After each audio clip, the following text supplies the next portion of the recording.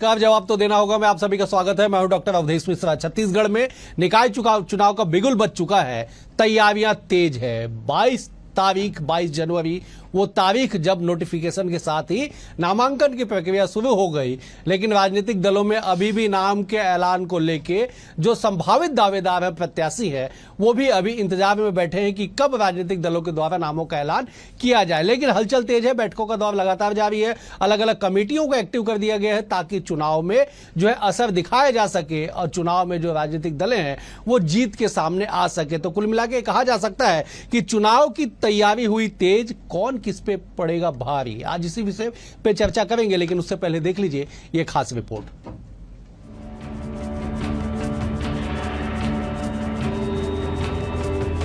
छत्तीसगढ़ में नगरीय निकाय चुनाव के लिए आचार संहिता लागू हो चुकी है।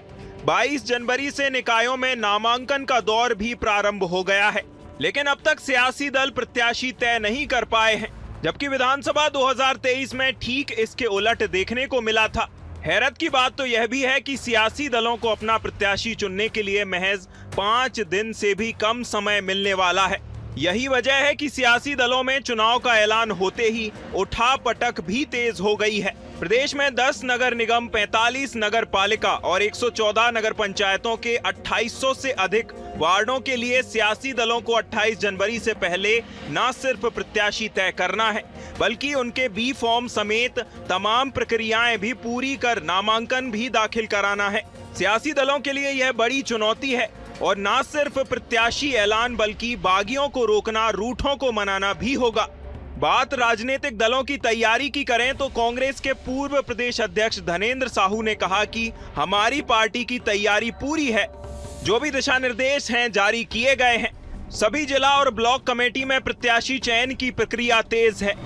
हमारी कांग्रेस पार्टी भी लगभग हमारी तैयारी थी और अभी जो जितने भी निर्देश दिए गए हैं प्रदेश कांग्रेस कमेटी से, सभी जिला Congress committee, block Congress committee प्रत्याशी चयन की इस प्रक्रिया को पूरी तरह से कर रहे हैं और समय अवधि में निश्चित तौर पर कर लिया जाएगा, इसमें कोई दिक्कत नहीं है। एक तरफ जहां कांग्रेस में प्रत्याशियों के चयन को लेकर बैठकों का दौर चल रहा है, वहीं भाजपा में भी सारी कमेटियां एक्टिव कर दी गई हैं। प्रत्याशियों का पैनल जिला और प्रदेश स्तर पर भेजा जा चुका है। बीजेपी पहले भी ऐलान कर चुकी है कि 25 जनवरी तक प्रत्याशियों का ऐलान कर दिया जाएगा। जहां तक भारतीय जनता पार्टी की बात है, संभाग स्तर की बैठकें संपन्न हो गई है। आज जिले की चयन समिति की बैठकें हैं और कल संभाग की चयन समिति की बैठकें हैं। तो समय पर प्रत्याशियों की चयन भारतीय जनता पार्टी कर लेगी और समय पर सभी घोषित प्रत्याशियों के नामांकन हो जाएंगे। छत्तीसगढ़ में नगरीय निकाय और पंचायती संस्थाओं के चुनाव के लिए बिगुल बज चुका है। पहली बार होगा जब महज 35 दिनों में नगरीय निकाय और पंचायती संस्थाओं के चुनाव संपन्न करा लिए जाएंगे। ऐसे में अब जनता के पास भी अपना प्रतिनिधि चुनने के लिए कम समय होगा। बेहद कम अवधि में कौन सा दल जनता तक अपनी बातें पहुंचा पाता है, किसे सफलता मिलती है, यह तो परिणाम के साथ ही पता चलेगा। Bureau report, BSTV Chhattisgarh.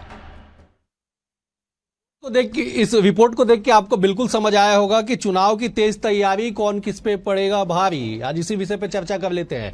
3 बेहद ही खास वरिष्ठ मेहमान हमारे साथ जुड़े हुए हैं।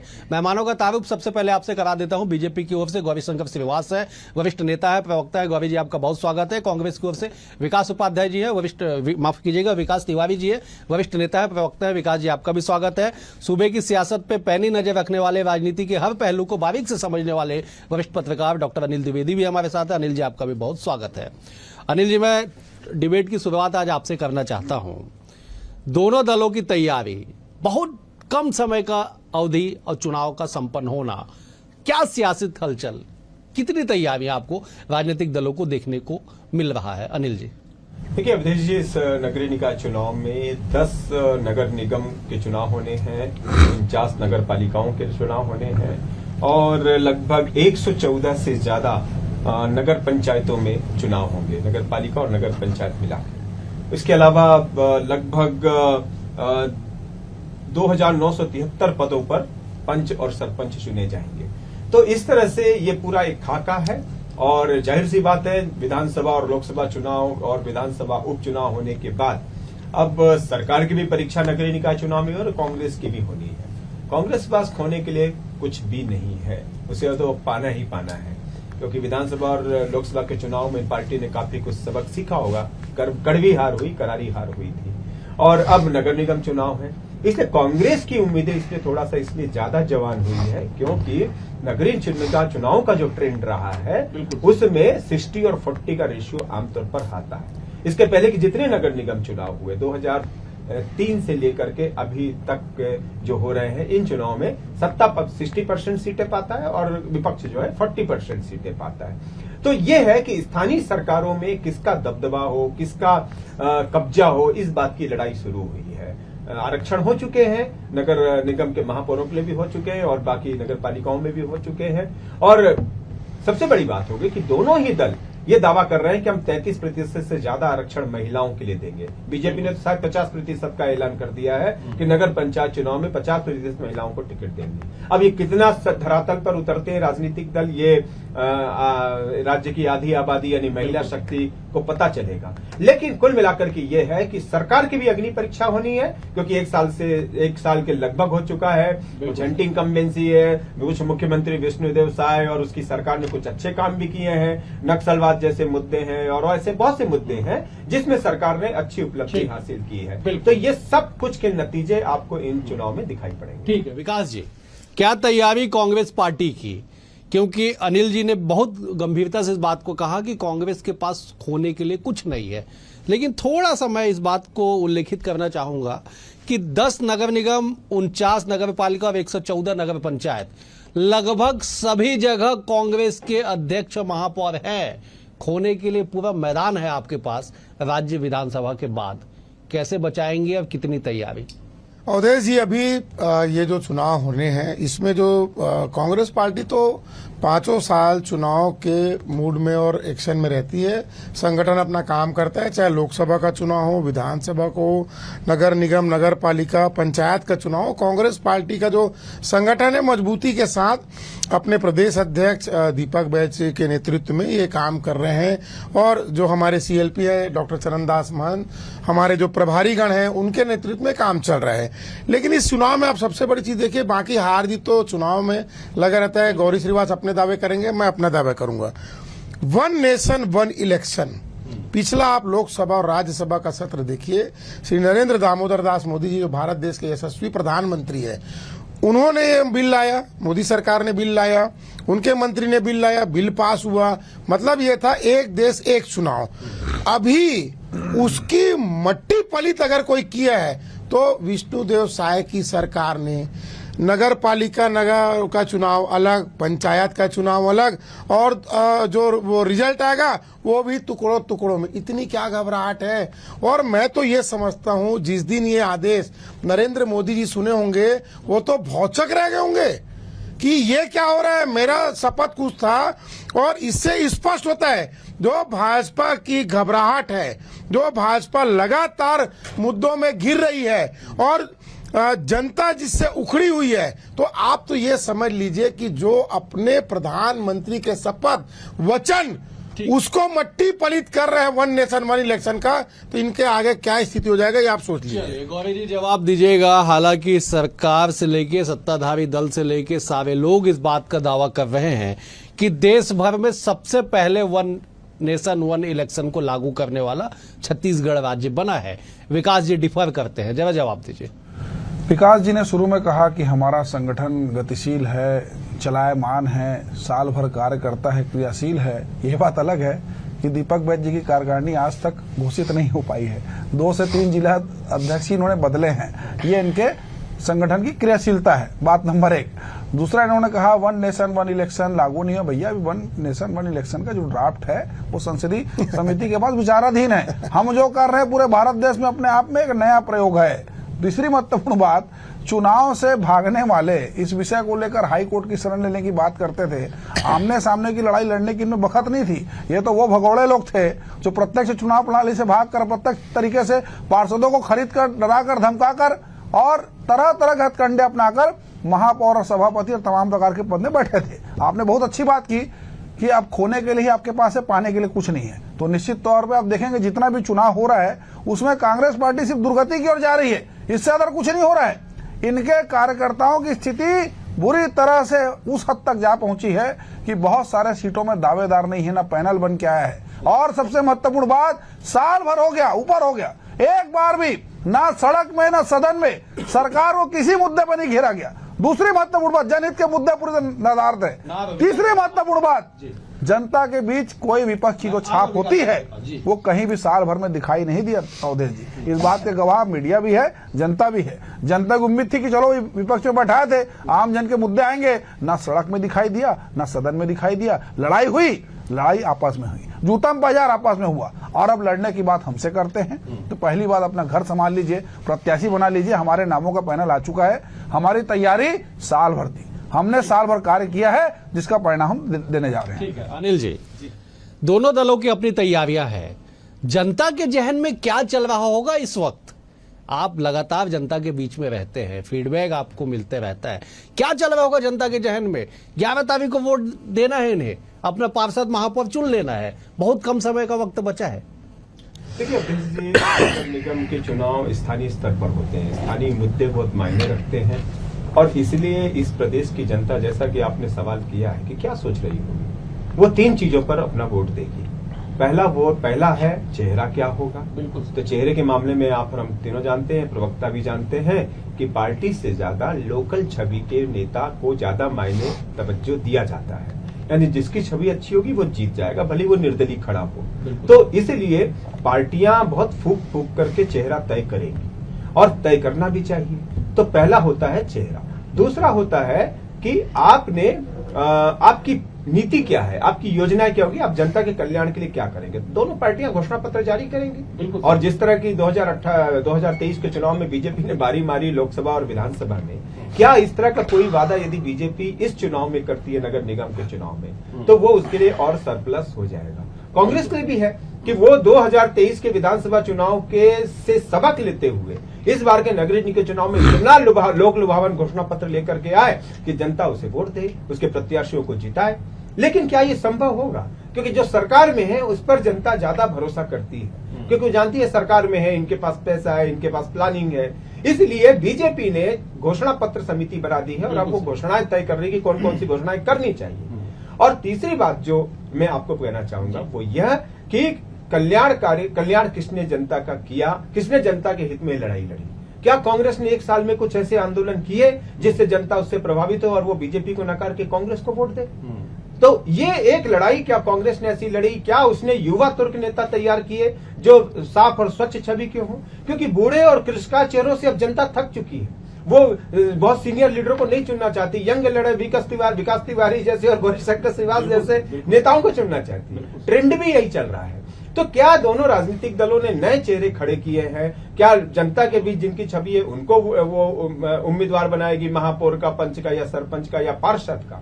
तो ये सारी चीजें देखने लायक होंगी और जनता इन्हीं 3 चीजों में सामने आकर के अपना वोट डालेगी। बीजेपी दोनों राजनीतिक दलों को यही स्ट्रेटजी बना के आगे बढ़ना। ठीक है विकास जी, 28 तारीख नामांकन दाखिल करने की अंतिम तारीख नगरीय निकाय के लिए तय है।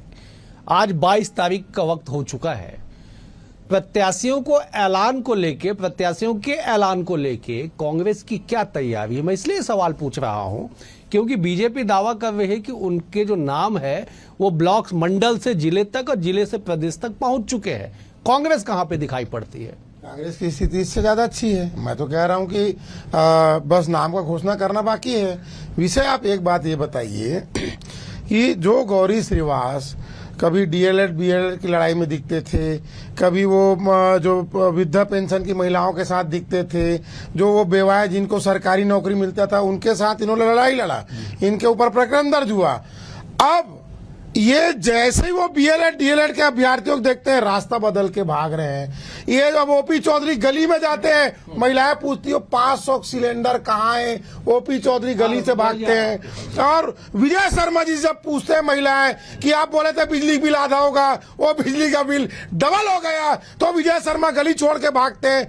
भारतीय जनता पार्टी झूठ बोल के मक्कारी करके चुनाव जीत तो गई अवधेश जी, इसमें कोई दो राय नहीं है। आज भी किसानों का धान पूरी तरीके से नहीं खरीदा गया। आज भी किसानों का, नरेंद्र मोदी जी जो ब्रह्मांड में जाने जाते हैं अपने वन क्रम वचन के हिसाब से, एक बार में 3100 देंगे। अगर एक भी किसान को एक बार में 3100 दिए होंगे तो मैं राजनीति छोड़ दूंगा। लेकिन ये झूठों की और मक्कारों की पार्टी है। सीधी सादी छत्तीसगढ़ की भोली भाली जनता को इन्होंने फंसा दिया। अब ये कहे कि हम तो दारूबंदी करेंगे, कोचिया बैठा दिया गली गली में अवैध शराब बिकवा रहे हैं, क्राइम रेशियो बढ़ गया है, महिला रात को निकल नहीं पा रही है। उसके बाद मैं फिर यही बात में आ रहा हूं कि 30,000 नौकरी देने का वादा पूर्व मंत्री और अभी रायपुर लोकसभा के जो सांसद है बृजमोहन अग्रवाल जी ने छाती पीट पीट के कहा था, और लोकसभा में अपनी सरकार की बखेड़िया उधेड़ी। कहाँ है नौकरी? कहाँ चला गया नौकरी? उसके बाद ये कहते हैं कि हम चुनाव जीतेंगे, तो फिर अब हम लोग ईवीएम की बात करेंगे तो क्या गलत बात करेंगे? मैं तो सोच रहा था कि आप शायद कांग्रेस के 1 साल के प्रदर्शन पे कुछ कहेंगे। दीपक बैज 127 किलोमीटर का यात्रा निकाला था, लेकिन आपने जिक्र नहीं किया। खैर, मैं लौटूंगा। गौरी जी, सवाल यह है कि आपके प्रत्याशी चयन को लेकर तमाम तरह की प्रक्रियाएं चल रही। आप भी एक जगह के प्रभारी थे, आपने भी नाम का पैनल आगे भेजा है। सवाल मुद्दों का है। विकास जी बड़े दावे के साथ कह रहे हैं कि साहब बिजली बिल आधा, मुझे नहीं पता कब आपने बिजली बिल हाफ का ऐलान किया था। वो कह रहे हैं कि बिजली बिल आधा की बात, शराबबंदी की बात, मुझे भी नहीं पता कि कब बीजेपी ने शराबबंदी की बात कही थी। मुद्दे क्या होंगे, कैसे काउंटर करेंगे? विकास जी बड़े आरोप लगा रहे हैं आपके ऊपर। देखिए, इस प्रदेश में सबका विकास हो रहा है, लेकिन कांग्रेस पार्टी के नेताओं का नहीं हो रहा है। ये बात स्पष्ट और होगा भी नहीं, क्योंकि पिछले 5 साल में जो हुआ है वो सबके सामने है। शराबबंदी की बात, दारूबंदी की बात कर दी, ये बात अलग है। इनके दारू जो मंत्री थे वो जेल में है, अब बड़े बड़े मछली और भी जद में है। हमारा साफ कहना है, जनता के जो मुद्दे, इन्होंने कहा कि विधवाओं के आप आंदोलन में जाते थे, ये बात बताने में विकास जी चूक गए कि उन विधवा महिलाओं को नौकरी देने का काम विष्णुदेव की सरकार ने किया है। हमने अभी 1 साल में एक भी ऐसा काम नहीं किया कि जनता के बीच हम जाने की स्थिति में नहीं। दूसरी महत्वपूर्ण बात, बीएड डीएड का आपने हवाला दिया। बीएड डीएड का जो हाल हुआ, इसका सबसे बड़ा जिम्मेदार आप थे। राहुल गांधी जी से नियुक्ति पत्र देने के चक्कर में आपने उनके भविष्य के साथ में खिलवाड़ किया। आपने वादा किया था सारे कर्मचारी नियमित होंगे, एक कर्मचारी नियमित नहीं हुआ। शराबबंदी की बात आपने कही थी, विधवा पेंशन की बात आपने कही थी, तमाम प्रकार के वादे आपने किए थे। इसलिए जनता ने आपको नकार दिया, आपके चेहरे पे कालिक पोत दी। भारतीय जनता पार्टी की सरकार ने 1 साल में 16 लाख आवास दिया, किसानों को 2 साल का बकाया बोनस दिया, महतारी वंदन का पैसा दिया, हर वो काम किया जो हमारे घोषणा पत्र का हिस्सा है। आपने पीएससी घोटाले को भी नकारा था। टामन सोनवानी जैसे आज कितने लोग जेल में हैं, बहुत लोग जेल जाने की तैयारी में। युवाओं की बददुआ आपको लगी है, इस बात को स्वीकारिए। आप जनता के बीच जाने की स्थिति में नहीं है, इसलिए ना आपका कोई संयोजक बना, ना आपके प्रभारी नियुक्त हुए, ना किसी प्रकार से नाम का पैनल आया। और किस मुद्दे पर चुनाव आप लड़ेंगे, कहां आपका घोषणा पत्र समिति है, कहीं किसी का अता पता नहीं है। भारतीय जनता पार्टी की तैयारी पूरी, मैं बार बार कह रहा हूं, नामों का पैनल भी तैयार हो गया है, अभी हमारी आम सभा भी होने जा रही है, सारा प्रारूप हमारा तैयार हो चुका है। इनका तो स्थिति यह है कि टिकट को भी बेचने की तैयारी हो रही है। विधानसभा में हुआ था, पार्षदों से 5-5 महीने का वेतन मांगा जा रहा है। इतनी बुरी स्थिति पर कहां गया शराब का पैसा, कहां गया डीएमएफ फंड का पैसा, कहां गया महादेव सट्टा का पैसा? लाइए उसको। पार्षदों का वेतन हड़पने से क्या होगा? जनता और कार्यकर्ता आपको माफ नहीं करेगी। चलिए, अनिल जी बड़े मुस्कुरा रहे हैं आपके जवाब को सुन के। मैं अनिल जी का रुख करता हूं। विकास जी, उसके बाद सीधे मैं आपके पास आऊंगा। अनिल जी, मुद्दे तो है साहब, चुनौतियों पे जरा एक बार आपका ध्यान चाहेंगे कि जरा एक बार विश्लेषण कर दीजिए कि दोनों ही दलों के पास चुनौतियां क्या है। ठीक है, कांग्रेस ने भी घोषणा पत्र समिति बनाया है सत्यनारायण शर्मा जी की अध्यक्षता में। क्या चुनौतियां आपको नजर आते हैं दोनों दलों के सामने, क्योंकि बेहद ही लोकल और बड़ा चुनाव इसे माना जाता है? देखिए अवधेश जी, मैं अभी दोनों ही प्रवक्ताओं को सुन रहा था, विकास तिवारी जी को भी, गौरी शंकर श्रीवास को, बड़े धुआंधार जवाब दे रहे थे और ताबड़तोड़ सवाल भी हुए और जवाब भी उसका वैसे ही आया। देखिए, हम 1 महीने के बाद स्थानीय सरकार चुन ली जाएगी। बहुत लोग पढ़े लिखे हैं, समझदार वोटर हो गए हैं। आज तो गांव भी शहर की तरह बन गए हैं। इतना दोनों सरकारों ने डेवलपमेंट किया कि आज गांव भी शहर जैसे हो गए। उनकी क्रय शक्ति बढ़ी है, उनकी संसाधन बढ़े हैं उनके पास सभी चीजों में एक तरह से विकास हुआ है। और इसलिए आपके दौर में चुनाव में वो बड़े सोच समझ के वोट कर देने वाले हैं। लेकिन सवाल ये है कि जब चुनाव नजदीक होते हैं ना, तो आप किस स्ट्रेटजी के साथ अपने विपक्ष को धुआंधार कर रहे हैं, ये बड़ा महत्वपूर्ण होता है। कांग्रेस क्या स्ट्रेटेजी बनाती है, बीजेपी क्या बनाती है। अब बीजेपी की सरकार है, लेकिन बीजेपी उस मामले में थोड़ा सा आगे बढ़ रही है। अब देखिए कि उसने मोदी की गारंटी सब पूरी की, तमाम तरह की आर्थिक विभिन्नता होने के बाद भी पूरी की।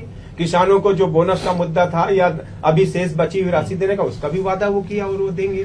तो और फिर महतारी वंदन योजना, जिसमें 75 लाख महिलाओं को 1000 रुपए महीना मिल रहा है।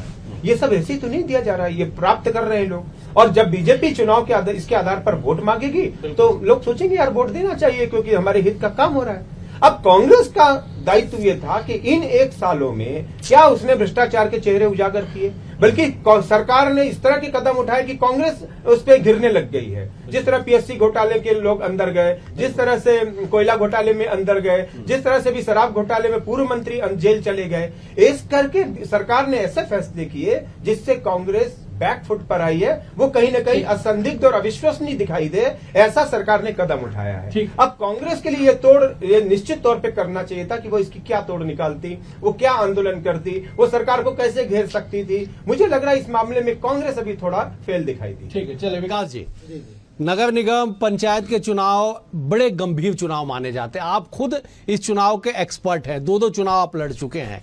क्या आपको वास्तविक में ऐसा लगता है कि कांग्रेस पार्टी की तैयारी उस स्तर में पूरी हो चुकी है कि रायपुर जैसे शहर में महापौर कांग्रेस का बन जाए, बिलासपुर, रायगढ़, कोरबा, तमाम जगह पे जहां पे सारे जगह पे कांग्रेस के महापौर है, वहां पे रिपीट हो जाए? क्या आपको लगता है सच में ऐसा? देखिए, मैं फिर कह रहा हूं, ये चुनाव मुद्दे का चुनाव है। और अभी अनिल जी ने जो कहा कि व्यक्तित्व का भी बात बहुत बड़ा आता है, क्योंकि ये बहुत व्यक्तिगत चुनाव होता है। अगर हम रायपुर शहर की बात करें, रायपुर शहर की जनता संक्षेप में मुझे समाप्त करना। मैं बहुत संक्षेप में कह रहा हूं, कांग्रेस पार्टी की तैयारी पूरी। और जो भ्रष्टाचार का एक जो ताना बाना साय सरकार किसको पकड़ी है? गरीब आदिवासी कवासी लकमक पकड़ी है ना? सुनिए, मैं फिर बता रहा हूं, सुन तो लीजिए। देखिए, हंसने में 10 सेकंड लूंगा। हंसने में, उपहास उड़ाने में बहुत मजा आता है। मेरे को खुद साय सरकार ने एक दिन जेल भेजा कि स्कूल में घुस के हमने दंगा फसाद किया। रिपोर्ट क्या आया? वो स्कूल है ही नहीं। आप देख लेना कवासी लखमा के साथ ऐसी होगा। आप विपक्ष को तो हम बदले की राजनीति नहीं करते। कांग्रेस पार्टी निकाय चुनाव मजबूती से दीपक बैज और चरणदास महंत के नेतृत्व में लड़ेगी और जीतेगी। ठीक है, गौरी जी, क्या दावे हैं आपके? देखिए, हमारे पास तो सबसे बड़ा दावा है मोदी जी की गारंटी। विकास तिवारी जी बोलते हैं कि राहुल की कोई गारंटी है क्या प्रदेश की जनता उसको स्वीकार करेगी क्या? सारी चीजें फेल, सिर्फ धरातल में। जो कमेटी बनी हुई कागज में, पूरी तरह से हवाई हताश जुआरी की भांति कांग्रेस पार्टी के नेता ताश के पत्थों की तरफ बिगड़ चुके हैं। कहीं कोई नाम लेने वाला नहीं है। मैं बड़ी जिम्मेदारी से कह रहा हूं, कोई बड़ी बात भी नहीं है कि बहुत सारे पंचायत, बहुत सारे वार्ड में कांग्रेस पार्टी के दावेदार भी ना मिले, ना खड़े हो सकता है निर्विरोध हमको जीतना पड़े। ये हालात कांग्रेस पार्टी में है। बहुत सारे पैनल आए ना, ये स्थिति से कांग्रेस पार्टी गुजर रही है, नेतृत्वहीन है। कहीं कोई नाम लेने वाला इस प्रदेश में नहीं बचा है। कवासी लखमा जैसे जितने भ्रष्ट मंत्री हैं, जिन लोगों ने 5 साल प्रदेश को लूटा है, इनकी बारात आगे भी इसी तरह निकलती रहेगी। ठीक है, अनिल जी, क्या आपको लगता है कि दोनों ही राजनीतिक दलों के फायर ब्रांड नेता जो मौजूद है, जिस आसानी से समझा रहे हैं कि चुनाव हम जीत रहे, केकवॉक बना लिया है, आपको लगता है सच में ऐसी स्थिति है? संक्षेप में जवाब दीजिएगा, मुझे समाप्त करना। बिल्कुल, मैंने कहा ना कि नगर निगम चुनाव कोई एक तरफा होते नहीं है। और इसलिए यदि विपक्ष को भी सीटें जाएंगी या नगर निगम सरकार ज्यादा बहुमत के साथ जीतेगी, तो ये तय है कि मैंने पहले ही कहा है कि स्थानीय स्तर पर जो चेहरे हैं वो बहुत मायने रखते हैं। और वो दोनों ही पार्टियों में अच्छे चेहरे भी हैं और कुछ विलेन टाइप के भी चेहरे हैं। और इसमें जो है, इसमें जाति वर्ग भी बहुत मायने रखेगा। जिस तरह से आरक्षण किया गया है, उसके चलते भी जो चेहरे सामने आएंगे, जनता उस आधार पर भी वोट डालेगी। क्योंकि जातिगत चीज आजकल राजनीति में बहुत मायने रखती है, खासकर पिछड़ा वर्ग है, खासकर ट्राइब्स है। ये लोग कैंडिडेट जब आएंगे तो थोक में वोट पड़ते हैं। लेकिन फिर वही अंतिम बात कहना चाहूंगा कि फेस ही सब कुछ होता है इस चुनाव में। निर्वाचन सभी के लोग जीतेंगे। कांग्रेस पार्टी कब करेगी प्रत्याशियों के नामों का ऐलान? संक्षेप में जवाब दीजिएगा। देखिए, सबसे पहले अभी गौरी श्रीवास जो बोले कि मोदी की गारंटी है, तो 500 रुपए का सिलेंडर भी आप राहुल गांधी गारंटी लागू होगा क्या? अरे आप बिल्कुल बोलिए, सुनिए, छाती ठोक के बोलिए। यही अहंकार में 14 सीट में सिमटे थे। अहंकार ज्यादा वादा नहीं करना खुद अपनी चाहिए। पार्टी नेता मैं भरोसा तो नहीं। चाह रहा हूँ कि गौरी श्रीवास को पार्टी निगम भरोसा मंडल नहीं है। मिले, लेकिन अभी नेता वो अभी भरोसा शादी नहीं में है। व्यस्त है। पहली बात ये मैं जो बहुत कब तक नाम का ऐलान? 5 दिन बचा हुआ बहुत है। जल्द खाली होने कांग्रेस वाला बहुत सारा पार्टी वार्ड। का नहीं है यहाँ उम्मीदवार। पर उम्मीदवार का घोषणा उम्मीदवार ही होगा। नहीं है। मेरा ये पूछना है कि कई वार्ड भाजपा खाली जाएगा। अरे सुन तो लो गौरी, ठीक है, मुझे मैं ही समझ आपका सुनता हूँ, बाकी आपकी बोले, पार्टी बोले। आप पर नहीं सुन रही है। जनता भी नहीं आप सुन सुन रही तो आपको। लो।